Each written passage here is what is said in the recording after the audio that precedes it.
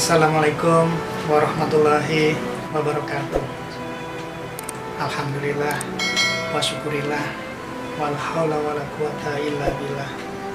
Bersyukur kita kepada Allah Subhanahu wa taala yang mana atas nikmat, yang mana atas sehat yang telah Allah berikan kepada kita, sehingga kita masih bisa berjumpa, sehingga kita masih bisa banyak melakukan kegiatan-kegiatan baik, kegiatan-kegiatan yang telah Allah anjurkan, kegiatan-kegiatan yang telah Rasulullah anjurkan juga. Semoga dengan iman dan Islam ini yang telah Allah berikan kepada kita, kita akan lebih baik, dan lebih baik. Saudaraku, di pertemuan ini tidak bosan-bosannya saya menghimbau kepada seluruh umat muslim di Indonesia, mari bersama-sama, bahu-membahu, kita saling peduli terhadap saudara kita yang lain. Dengan cara apa?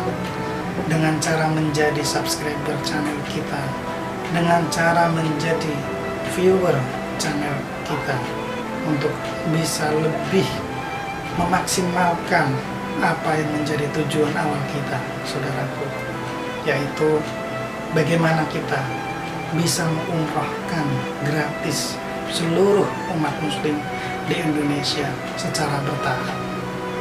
Saudaraku, di sini saya juga kepingin sharing tentang pengalaman saya waktu saya di Masjid Nabawi, saudara. Pengalaman yang kesekian kalinya, yang alhamdulillah menjadikan saya lebih yakin akan kebesaran Allah Subhanahu wa taala. Jadi begini ceritanya, saudara. Singkat cerita, saya sudah di sana di hari yang ketiga kejadiannya, itu hari Jumat, saudaraku. Setelah saya melakukan sholat Jumat, setelah selesai sholat Jumat, saya kembali ke hotel, saudaraku. Kembali ke hotel, dan saya punya rencana setelah itu saya kepingin belanja, saudaraku. Saya kepingin beli oleh-oleh buat saudara-saudaraku di Indonesia, juga buat anak istri saya, saudaraku.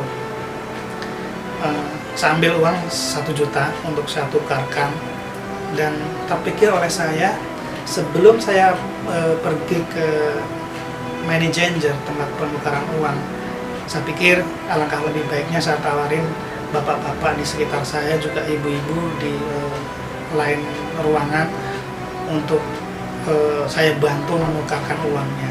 Dan alhamdulillah dari bapak-bapak, dari ibu-ibu pun beberapa mempercayakan uangnya untuk saya tukarkan di money changer. Nah, akhirnya saya pergi ke money changer yang tidak jauh dari hotel. Sampailah di situ dan ternyata ngantri, saudaraku. Masih banyak di depan saya yang mau menukarkan uang. Dan akhirnya tibalah giliran saya untuk menukarkan uang tersebut.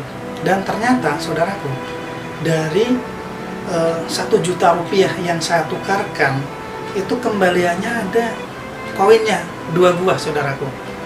Koinnya itu 2 buah per 1 juta. Nah, akhirnya saya tukar semuanya, termasuk titipan dari bapak dan ibu-ibu itu. Akhirnya saya tukarkan dan baiklah saya ke hotel. Di perjalanan itu saya berpikir, saudaraku, bagaimana nanti kalau misalnya uang koin ini yang per 1 juta itu 2 biji saya minta. Maksud saya adalah untuk kenang-kenangan, saudaraku. Nah, setelah saya sampai di hotel dan ketemu bapak-bapak, juga ibu-ibu yang tadi menitipkan uang itu, saya bilang sama mereka, "Ibu, boleh nggak koinnya yang 2 ini buat saya?" Nah, dari beberapa ibu-ibu itu nanya, saudaraku, "Emang koinnya mau buat apa, Mas?" Seperti itu. Dan demi Allah, saudaraku, di hati saya ngomong koinnya buat kenang-kenangan. Tapi tidak tahu kenapa, saudaraku, mulut saya terucap bahwa koin itu buat kerikan, saudaraku, bukan buat kenang-kenangan yang sesuai dengan kata hati saya, saudaraku. Dan begitu juga dengan bapak-bapak yang menitipkan uang, hal yang sama terjadi sama saya. Saya bilang sama mereka bahwa duitnya buat kerikan, bukan buat kenang-kenangan sesuai dengan kata hati saya, saudaraku. Nah, akhirnya mereka mengiyakan, mempersilahkan koin itu untuk saya miliki. Akhirnya saya balik ke kamar, saudaraku, dan selang sekitar 30 menit dari saya memberikan uang itu ke mereka, itu badan saya berasa nggak enak, mulai berasa nggak enak, saudaraku.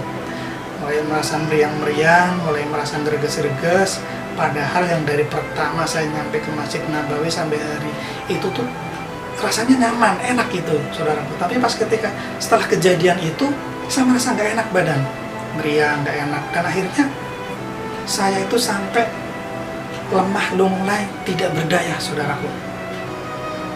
Ternyata itu yang saya alami, saudaraku. Setelah ucapan hati dan ucapan bibir itu tidak sinkron, istilahnya, saudaraku. Akhirnya dari kepala rombongan itu datang ke kamar saya menanyakan tentang perihal sakitnya saya, dan saya dikasih obat, saudaraku. Saya minum obat itu, tapi ternyata tidak berefek sama sekali, tidak berefek sama sekali obat itu, saudaraku. Akhirnya kepala rombongan memanggil ibu saya, saudaraku. Ibu saya datang ke kamar saya, dan akhirnya ibu bilang, gimana kalau misal ibu kerik aja, seperti itu, saudaraku. Dan saudaraku, akhirnya saya dikerik sama ibu saya. Selang 1 jam dikerik, udah mulai enak badan, saudaraku. Tapi saudaraku, di sela-sela saya dikerik, hati saya sambil istighfar, saudaraku. Hati saya sambil minta ampun sama Allah atas ucapan saya tadi, atas ucapan yang tidak sinkron, saudaraku, antara hati dan bibir ini, saudaraku. Istighfar, istighfar, istighfar, minta ampun sama Allah, saudaraku.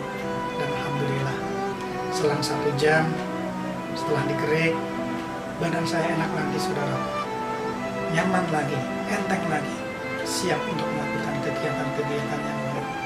Saudaraku, sebuah pembelajaran yang saya alami, sebuah pembelajaran yang telah Allah berikan kepada saya agar saya lebih baik dan lebih baik.